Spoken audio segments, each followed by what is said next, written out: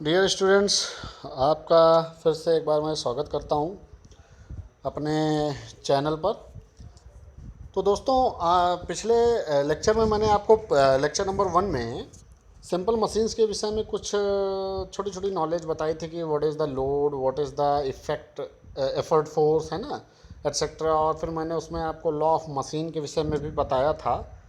तो उम्मीद है कि आप लोगों को अच्छा ही लगा होगा और कोशिश करता हूँ कि सरल से सरल तरीके से आपको पढ़ाया जाए, ठीक है ना। तो दोस्तों, आज मैं लेक्चर नंबर 2, सिंपल मशीन्स के लेक्चर नंबर 2 का पार्ट 1 लेकर के हाजिर हूँ अभी, ठीक है ना। और आज जो अभी मैं लेक्चर बताने वाला हूँ इसमें आपको पहले तो मैं कुछ सिंपल सिंपल चीज़ें जैसे सेल्फ लॉकिंग मशीन क्या होती है, रिवर्सिबल मशीन या इरिवर्सिबल मशीन, ठीक है ना, इनके विषय में बताऊँगा। और उसके बाद बेटा मैं आपको टाइप्स ऑफ पुलीज, पुल्ली आपने देखी होगी जो कुएं में ऊपर एक चक्री टाइप की लगी होती है और उस पर से रस्सी, उसके पेरीफेरी यानी उसके सरकमफेरेंस से हम रस्सी को डालते हैं और उसके थ्रू हम जो है फिर पानी को भरते हैं बाल्टी से, ठीक है ना, देखा होगा, उसी को कहते हैं पुली। तो पुली से क्या होता है कि हमको एफर्ट कम लगाना पड़ता है और पानी भी आसानी से निकल आता है, ठीक है। तो चलिए फ़िलहाल आज हम इस लेक्चर को स्टार्ट करते हैं इसे। Let's let's start now. देखिए, पहला टॉपिक जो आता है वो है एफर्ट लॉस्ट इन फ्रिक्शन। देखिए क्या होता है कि जो हम एफर्ट लगाते हैं बात समझिएगा, जो भी हम एफर्ट मीन्स प्रयास, ठीक है ना, जो हम एफर्ट करते हैं तो ऐसा तो होता नहीं है कि पूरा उसका जो हमको रिजल्ट मिलता है या परिणाम जो हमें हासिल होता है वो पूरा जो हमने एफ़र्ट लगाया पूरा पूरा उसका हमें एफ़र्ट मिल गया, रिजल्ट मिल गया हो। कभी कभी आप लोग देखते हैं, एक अगर सिंपल लाइफ में भी देखा जाए तो आप लोग देखते हैं कि पढ़ाई की आपने और आप ही लोग कहते हैं कि सर मैंने तो बहुत मेहनत की थी, बहुत ज़्यादा प्रयास किया, फिर भी नंबर कम आए, ठीक है ना। तो एफर्ट आप कुछ कर जरूर रहे हैं लेकिन उसका लॉस कहीं ना कहीं हो रहा है। देखिए एक्चुअल जो कुछ भी है एफिशिएंसी 100% तो हो नहीं सकती है, ये सबको पता है। तो इसमें जो मैं आपको बताना वो तो मैंने एक जनरल वे में कनेक्ट किया आपको। इसमें जो मैं आपको समझाना चाह रहा हूँ कि आप जो भी एफर्ट लगाते हो, प्रयास करते हो, वो बेटा पूरी तरह से आपका रिजल्ट में तो कन्वर्ट होता नहीं है, कुछ तो लॉस हो रहा है ना। ठीक उसी तरीके जो भी मशीन एफर्ट करती है किसी भी लोड को लिफ्ट करने के लिए यानी कि उठाने के लिए, तो ऐसे में क्या होता है कि उसका कुछ है ना, तो कुछ जो भी मतलब देखिए मशीन भी कई सारे कंपोनेंट से मिलके बनी है, तो उनके बीच में कहीं ना कहीं कुछ तो फ्रिक्शंस लग रहे होंगे ना। फ्रिक्शन मीन्स घर्षण, ठीक है ना, जो कि अपोज कर रहे होंगे या रुकावट कर रहे होंगे उसको उठाने के लिए, लोड को लिफ्ट करने में, ठीक है ना। तो उस रुकावट यानी उस फ्रिक्शनल जो भी फोर्सेस लग रहे हैं उनके कंपोनेंट्स में या जहाँ कहीं भी, उसको ओवरकम करने के लिए बेटा हमको एफर्ट और ज़्यादा लगाना पड़ता है। तो देखिए हमारा एफर्ट जो है कुछ तो लॉस हो रहा है ना, है ना। अगर हम एफर्ट लगाते और सिंपली उठ जाता लोड तो एफर्ट इक्वल टू, तो वो तो फिर आइडियल मशीन की कंडीशन हो गई, आपको मैंने पढ़ाई थी, mechanical advantage is equal to हो जाता है वेलोसिटी रेशियो, वो बात अलग की है। तो एफर्ट लॉस में मैं यही आपको बताने जा रहा हूँ कि कुछ न तो कुछ हम जो प्रयास कर रहे हैं, जो एफर्ट लगाते हैं किसी भी कार्य को करने के लिए, उसमें हमारा फ्रिक्शनल लॉसेस कुछ न तो कुछ होता ही होता है, ठीक है ना। तो हमारा एफर्ट लॉस होता है। चलिए आगे बढ़ते हैं इसमें। देखिए साफ साफ सिंपल लैंग्वेज में लिखा भी है, effort lost in friction is the difference between the actual effort and ideal effort. भाई सिंपल सी बात है कि आइडियल एफर्ट क्या कहता है। आइडियल एफर्ट का मतलब ही यही होता है कि जितना हमने किया बिल्कुल उतना ही कन्वर्ट होकर के हमको मिल गया। मतलब कि अगर हमने 100 नंबर का प्रयास किया तो 100 नंबर हमको मिल गए, ठीक है ना, ये आइडियल कंडीशन हो गई। और एक्चुअल कंडीशन क्या है कि मैंने 100 नंबर का प्रयास किया, हमको मिला 60, ठीक है ना, ये हो गई एक्चुअल। तो कहने का अर्थ ये है कि इन दोनों के बीच में, यानी कि एक हम मान रहे हैं कि जो हमने किया वो पूरा 100% है और एक कह रहे हैं कि भाई नहीं हो पाया, तो उनके बीच में जो डिफरेंस है इसका मतलब कुछ लॉस हुआ ना, तो उनके बीच का डिफरेंस जो निकलेगा वही लॉस होगा। तो वही कह रहा है एफर्ट जो लॉस होता है फ्रिक्शन में वो क्या होता है, एक्चुअल एफर्ट यानी कि जो आपने एक्चुअल में किया प्रयास, और आइडियल एफर्ट जो आइडियल प्रयास था, उन दोनों के बीच का डिफरेंस होता है। और वो डिफरेंस ही क्या कहलाता है, एफर्ट लॉस्ट, यानी कि प्रयास जो आपने किया उसका कुछ न कुछ लॉस, हानि, प्रयास हानि भी बोल सकते हैं, ठीक है ना। तो ये आप समझ गए होंगे कि effort lost in friction is the difference between the actual effort and ideal effort. बिल्कुल सिंपल सी लैंग्वेज मैंने समझा दिया है। अब कह रहा है कि एक्चुअल एफर्ट जो होता है बेटा वो हम मान लेते हैं P, ठीक है। और P1 क्या है भाई यहाँ पर, जो आपने आइडियल एफर्ट जो आप मानते हो कि हाँ ये आइडियल एफर्ट है, मतलब कि इतना मैंने किया तो हमको पूरा पूरा मिल जाना चाहिए, ठीक है। तो यहाँ पर दिखा रहा है भाई एक्चुअल एफर्ट यानी एक्चुअल जो फोर्स था वो P था और जो आइडियल वो P1 माना हमने, तो इन दोनों का डिफरेंस था। अब सिंपल सी बात आप सभी जानते हो कि इफ़ इन आइडियल मशीन है, आइडियल मशीन का मतलब बिल्कुल परफेक्ट, मैंने पिछले केस में बताया था कि उसकी एफिशिएंसी अब 100% हो जाएगी, आउटपुट और इनपुट बराबर है, जितना इनपुट उतना आउटपुट, ठीक है ना।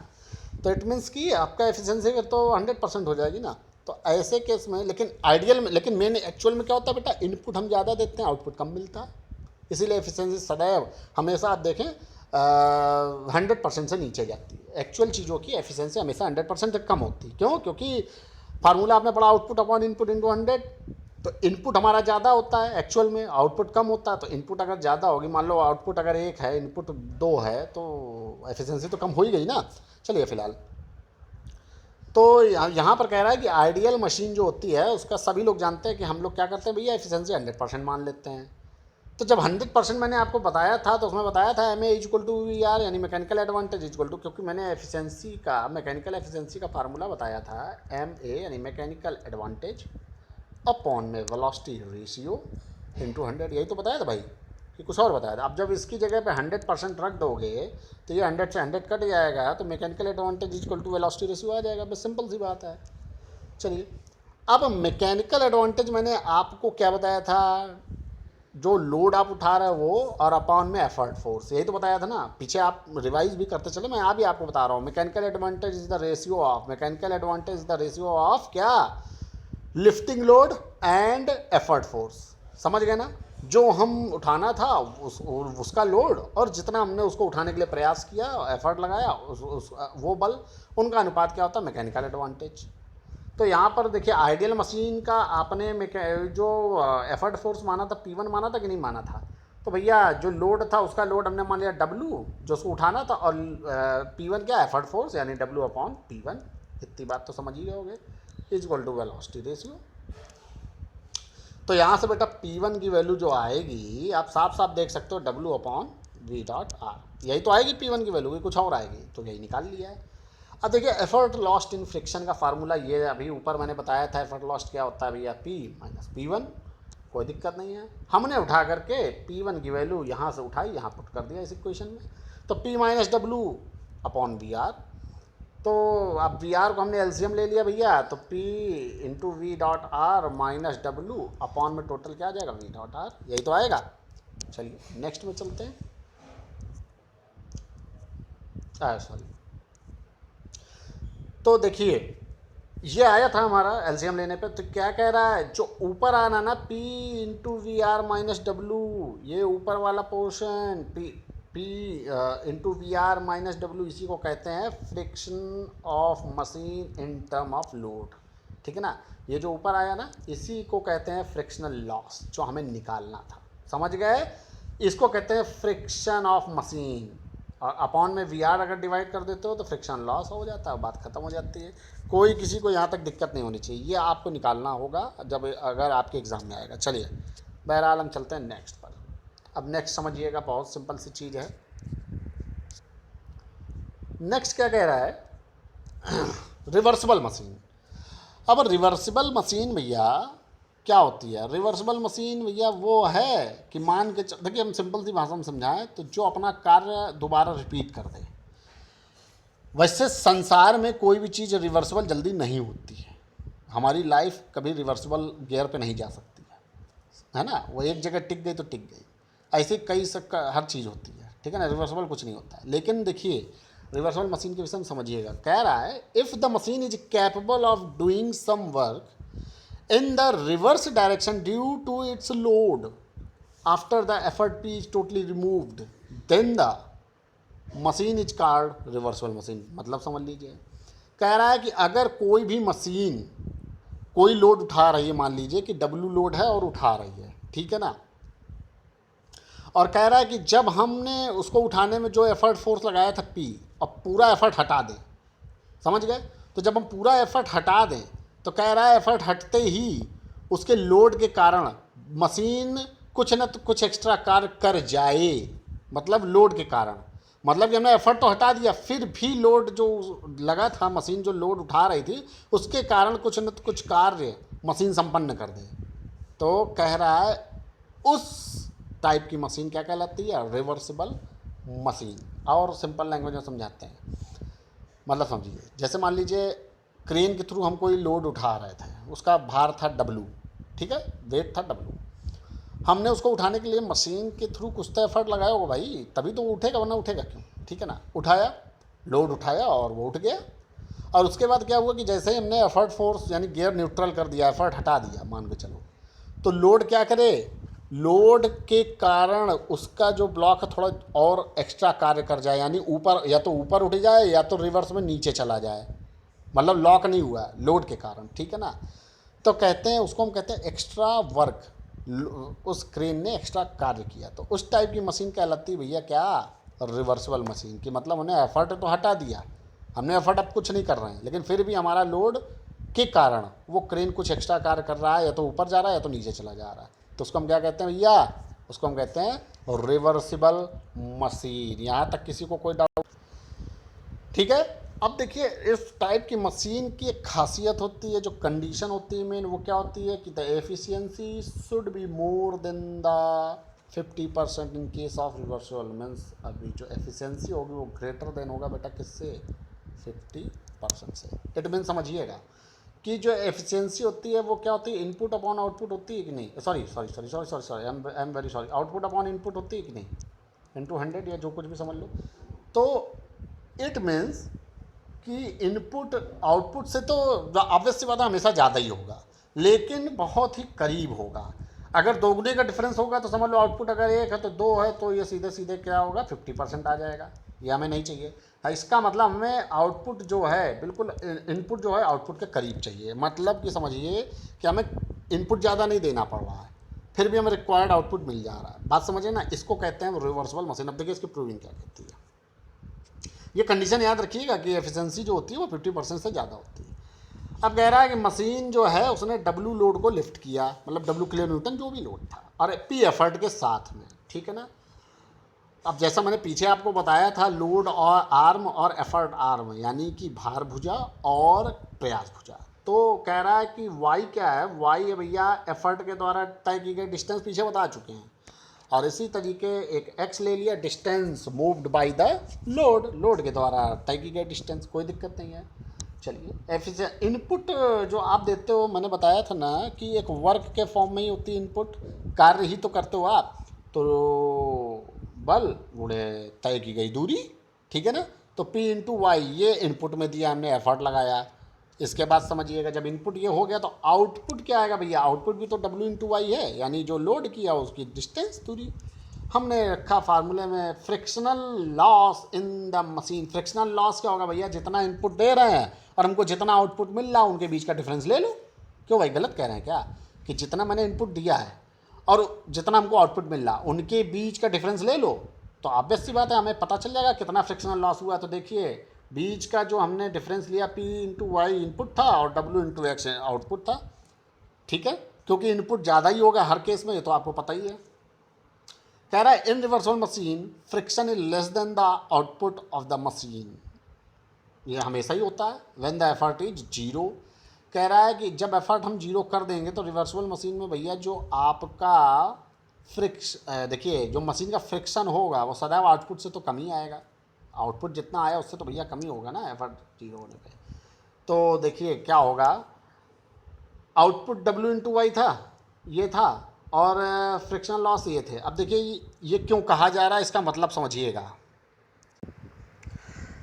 देखिए इसमें क्या है, सिंपल सी बात है। एक और कंडीशन ये देख लीजिए, बहुत इंपॉर्टेंट कंडीशन है। कह रहा है इन reversible machine friction is less than the output of the machine when the effort is zero. देखिए एफर्ट हमने हटा लिया, अब बात समझिएगा। फिर अभी मैंने आपको वो अभी कंडीशन बताई थी रिवर्सिबल मशीन की कि हमने एफर्ट तो हटा दिया, लेकिन फिर भी हमको जो लोड है, जो एफर्ट जो हमने आउटपुट लिया उसके कारण हम एक्स्ट्रा वर्क कर जाते हैं। ऐसा होता है रिवर्सिबल में, ठीक है। तो एक्स्ट्रा वर्क तो तभी हम कर पाएंगे जब भैया हमारा आउटपुट, वो जो आउटपुट हमको मिला है वो हमारे फ्रिक्शनल लॉस से, फ्रिक्शन से ज़्यादा हो। क्यों? क्योंकि आउटपुट हमें मिलेगा, आउटपुट वर्क अगर हमारा ज़्यादा होगा तभी तो हम एक्स्ट्रा वर्क कर पाएंगे। अगर आउटपुट वर्क ही कम हो गया तो फिर मशीन में दम ही कहाँ बचेगी, मशीन कर ही कहाँ पाएगा कोई काम। समझ रहे हैं ना आप मेरी बात को? तो आउटपुट जो है वो हमको फ्रिक्शनल लॉस से ज़्यादा चाहिए, ठीक है। फ्रिक्शनल लॉस से इसके लिए कंडीशन होती है। तो यहाँ पर क्या है, देखिए W इंटू एक्स, ये तो आउटपुट था आपका, अब वो ग्रेटर देन का साइन लगा दिया, और किससे ज़्यादा है भैया? फ्रिक्शन लॉस से। तो जब ऐसा केस बन जाएगा तो यहाँ पर डब्ल्यू एक्स इधर आ जाएगा, तो 2 इंटू डब्ल्यू इंटू एक्स और greater than P into Y. तो यहाँ से W X upon P into Y greater than 1/2 हो गया कि नहीं हो गया? तो भैया डब्ल्यू इंटू एक्स क्या था? आउटपुट। पी इंटू वाई क्या था? इनपुट। तो ये ग्रेटर देन 1/2 अगर कह रहा है तो यही तो एफिशिएंसी था। एफिशिएंसी इज ग्रेटर देन, दोनों तरफ 100 से मल्टीप्लाई कर दो तो 50% आ गया। क्यों भाई, बात समझ में आई? मशीन के द्वारा एफर्ट हटने पर अगर मशीन को कुछ कार्य एक्स्ट्रा करना है तो उसको आउटपुट पर ज़्यादा चाहिए, आउटपुट ज़्यादा मिलना ही चाहिए, और आउटपुट हमेशा फ्रिक्शनल लॉस के कंपैरिजन में ज़्यादा होना चाहिए, ठीक है। तभी तो वो एक्स्ट्रा कार्य कर पाएगा। अगर फ्रिक्शनल लॉस ही ज़्यादा हो गया तो फ्रिक्शनल लॉस ज़्यादा होने का मतलब आप समझ रहे होंगे कि भैया इनपुट हमें बहुत ज़्यादा देना पड़ रहा है और तब हमें कम आउटपुट मिल रहा है। बात समझ में आए ना? ज़्यादा इनपुट देना पड़ रहा है और कम आउटपुट मिल रहा है, तो मशीन कहाँ काम कर पाएगी फिर आउटपुट के आधार पर, क्योंकि इनपुट तो हमने हटा लिया ना। और आप समझिए यही होगा इरिवर्सिबल केस में। इरिवर्सिबल केस में क्या होगा कि हमारा फ्रिक्शनल लॉस ज़्यादा होगा किससे? आउटपुट वर्क से। देखिए अगर फ्रिक्शनल लॉस ज़्यादा हो रहा तो इसका मतलब समझ लीजिए इनपुट तो हम बहुत ज़्यादा दे रहे हैं लेकिन आउटपुट हमें बहुत कम मिल रहा है। तो जब आउटपुट बहुत कम मिलेगा तो सिंपल सी बात समझिए, जब आउटपुट बहुत कम मिलेगा तो हमने अगर इनपुट हटा भी लिया तो आउटपुट इतना कम मिलेगा कि हमारी मशीन वहीं लॉक हो जाएगी, दूसरा काम आगे बढ़ा ही नहीं पाएगी। बात समझ गए ना? चलिए नेक्स्ट कंडीशन पे चलते हैं। सेल्फ लॉकिंग और non reversible machine. Non reversible भी इसको कहते हैं या सेल्फ लॉकिंग कहते हैं। सेल्फ लॉकिंग क्यों कहते हैं समझ लीजिए। जैसे ही हमने एफर्ट फोर्स हटाया काम होने के बाद, तो उस केस में क्या होगा, फ्रिक्शनल लॉसेस इतने ज़्यादा होंगे, फ्रिक्शनल लॉस आपका आउटपुट से भी ज़्यादा हो जाएगा। तो आउटपुट से जब ज़्यादा हो जाएगा भैया तो आउटपुट, इसका मतलब हमें रिक्वायर्ड मिल ही नहीं रहा है, इनपुट हम ज़्यादा देना पड़ रहा है, आउटपुट हमको बहुत जो है कम मिल रहा है। तो आउटपुट जब कम मिलेगा तो वो मशीन को एक्स्ट्रा काम करने के लिए बाध्य कर ही नहीं पाएगा और मशीन वहीं लॉक हो जाएगी, आगे काम बढ़ा ही नहीं पाएगी। तो इसको कहते हैं नॉन रिवर्सिबल मशीन भी। समझिएगा, कह रहा है if a machine is not capable of doing any work in the reverse direction after the effort is removed then the machine is called a non reversible और सेल्फ लॉकिंग मशीन। बात समझिए, कह रहा है कि जब किसी मशीन पर कोई एफर्ट लगाया गया और वो क्या नाम है, कोई कार्य कर रहा है, लोड उठाया उसने, मान लीजिए लोड उठाना भी तो एक वर्क है। तो वही वो कह रहा है कि जब मशीन से एफर्ट फोर्स हमने हटाया और मशीन से एफर्ट फोर्स हटाने के बाद वह मशीन एक्स्ट्रा कोई भी कार्य ना कर पाए या कर पाने में सक्षम ना हो अपोजिट डायरेक्शन में या रिवर्स डायरेक्शन में, तब उस केस में उस टाइप की मशीनों को हम क्या कहते हैं, सेल्फ लॉकिंग या non reversible machine. Self locking इसलिए कह दिया कि इनपुट हटाते ही वो वहीं लॉक हो गई, ना काम इधर बढ़ा ना उधर बढ़ा, ठीक है। तो इसलिए इस टाइप की मशीनों को हम क्या कहते हैं, नॉन रिवर्सिबल मशीन या सेल्फ लॉकिंग मशीन। चलिए, और इसके लिए कंडीशन मैंने क्या बताया था अभी पीछे, जो कंडीशन बताई कि एफिशिएंसी ग्रेटर देन 50 होनी चाहिए। भैया इसके केस में क्या है, एफिशिएंसी आपकी क्या होनी चाहिए, 50% से लेस देन होनी चाहिए, यानी कि एफिशिएंसी लेस देन 50%। अब बात समझिएगा 50% का मतलब आउटपुट अपॉन इनपुट होता है एफिशिएंसी। तो एफिशिएंसी मान लीजिए, देखिए 1 अपॉन अगर 1.5 करते हैं, बात समझिएगा, इंटू 100, तो ये मान लीजिए उड़ जाता 15 पना 55 56 90, ये 60 के करीब जाता कि नहीं, यानी 50% से ज़्यादा, ठीक है, जो कि पहले केस में था। यानी कि देखिए यहाँ पर अगर आप देखें, वर्क अगर 1 है तो 1.5 इनपुट है, सॉरी आउटपुट अगर 1 है तो नीचे क्या है 1. यानी बहुत कम डिफरेंस आ रहा है, यानी कि थोड़ा सा इनपुट दिया और हमें रिक्वायर्ड आउटपुट मिल रहा है, ठीक है। आप समझिए इस केस में क्या है कि जब एफिशिएंसी लेस देन हो जाएगी 50%, तो बात समझिएगा, इन आउटपुट ये है 1 माना, इनपुट हमने कर दिया 3, यानी कि अब 2 का डिफरेंस आ रहा है बीच में, तो यहाँ देखिए 3 त्रिका 33.33% आएगा, यानी 50% से कम आ रहा है। तो इसका मतलब इनपुट और आउटपुट के बीच में दायरा बढ़ गया कि नहीं बढ़ गया। इसका मतलब ये निकल के आता है बेटा कि इनपुट आप ज़्यादा दे रहे हो और आउटपुट कम मिल रहा, बहुत कम मिल रहा है। इसका मतलब क्या हो जा रहा है, फ्रिक्शनल लॉसेस ज़्यादा हो गए, समझ गए ना। तो फ्रिक्शनल लॉसेस ज़्यादा हो गए, वो भी किससे, आउटपुट से भी ज़्यादा हो जा रहे हैं। ठीक है। अब यहाँ फ्रिक्शन लॉसेस, तो कंडीशन क्या हो जाएगी, देखिए पूरा वैसे ही चलेगा, वही चीज़ माना हमने ना, लेकिन यहाँ पर कंडीशन क्या हो जाएगी कि आपका जो फ्रिक्शनल लॉसेस हैं वो बढ़ जा रहे हैं, किससे, आउटपुट से भी ज़्यादा हो जा रहे हैं। देखिए यहाँ क्या हो जा रहा है, frictional losses in the machine equal to input upon minus output होता है, वो ये हो गया। और साथ में देखिए condition in the non reversible machine, machine क्या है, friction is greater than the output. अब जब आउटपुट से ज़्यादा हो जा रहा है फ्रिक्शन, तो एफर्ट हटाने के बाद तो क्या हो जाएगी, मशीन वहीं लॉक हो जाएगी फ्रिक्शन लॉस की वजह से। मतलब कि अब हम एफर्ट हटा दिए, एफर्ट हमने हटाई दिया, तो फ्रिक्शनल लॉस इतना ज़्यादा है कि मशीन आगे बढ़ा ही नहीं पाएगी, कुछ काम रुकावट उत्पन्न करेगी। तो यहाँ पर क्या हो जाएगा, W इंटू एक्स आउटपुट था, वो ग्रेटर लेस देन हो जाएगा किससे, इससे। तो अब आपसे यहाँ से जब निकालोगे तो यहाँ से सब कुछ निकल के क्या आ जाएगा भैया मेरे, एफिशिएंसी लेस देन हो जाएगी 50%। बहुत इंपॉर्टेंट है, बहुत इंपॉर्टेंट चीज़ है और आता है, तो इसको आप जरूर बेटा विशेष ध्यान से पढ़ें। तो हमारा फ़िलहाल ये फर्स्ट लेक्चर था, सेकंड लेक्चर का फर्स्ट पार्ट था, इसमें आज इतना ही। और दो मैंने बहुत इंपॉर्टेंट चीज़ समझाई, एक एफर्ट में लॉस होना फ्रिक्शन के कारण, और दूसरा बेटा मैंने आपको रिवर्सिबल और इरिवर्सिबल मशीन की कंडीशंस बता दी। बहुत इंपॉर्टेंट है, एग्ज़ाम में आता है, पढ़िए। और अगला जो अभी पार्ट 2 लेकर के हाजिर होंगे, उसमें फिर हम पुलीस के टाइप्स लेकर हाजिर होंगे, पुल्ली, ठीक है ना, बहुत इंपॉर्टेंट होगी उसकी प्रूविंग बहुत कायदे से देखिएगा, ठीक है। ओके, फिलहाल अब तक के लिए इतना ही। आपका आशुतोष शर्मा, गुड इवनिंग।